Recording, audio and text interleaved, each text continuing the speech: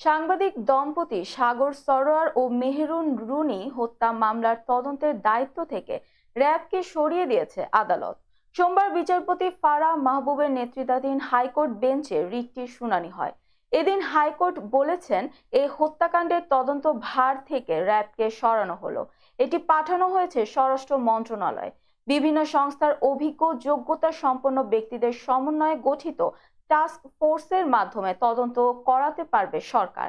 বাদীপক্ষের আইনজীবী শিশির মনির বলেন, শুনানি শেষে র্যাবকে সরিয়ে বিভিন্ন সংস্থার অভিজ্ঞদের সমন্বয়ে উচ্চ ক্ষমতা সম্পন্ন টাস্ক ফোর্স গঠনের নির্দেশ দেন আদালত।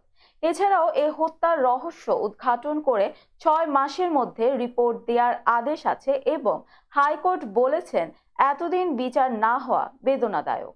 হত্যাকাণ্ডের বছর খানেক পর তদন্তের ভার পায় র্যাব। আইনজীবী মঞ্জিল মোর্শেদের রিটের প্রেক্ষিতে আদেশ দিয়েছিলেন ওই সময়ের বিচারপতি শামসুদ্দিন চৌধুরী মানিক।